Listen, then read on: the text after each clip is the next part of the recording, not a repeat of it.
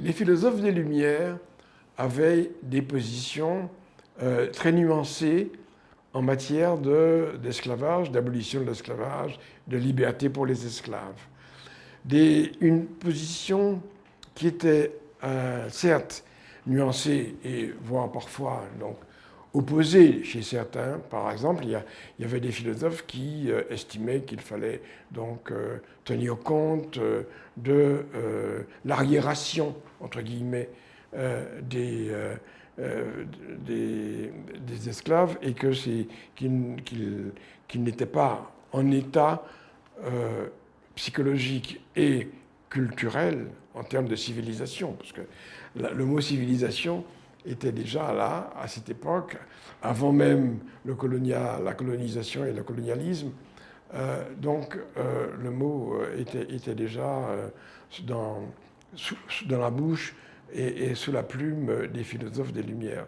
Ce sur quoi il faut insister, me semble-t-il, c'est que les philosophes des Lumières souhaitaient un changement de la situation de l'esclave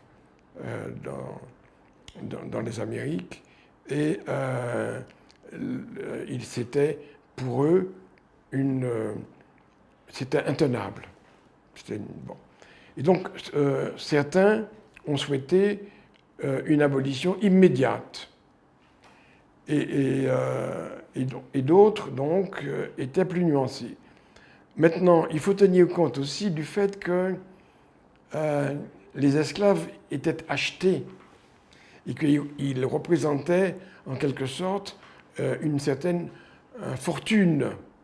Et que, donc, abolir l'esclavage, c'était retirer à ces propriétaires d'esclaves leurs biens.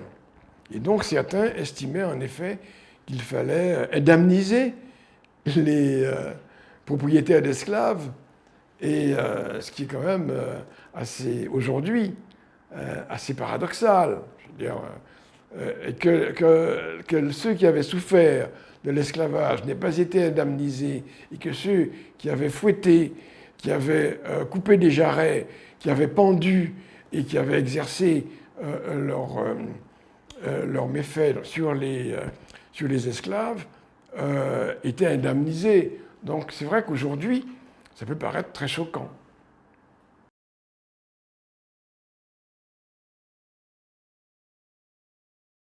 Nous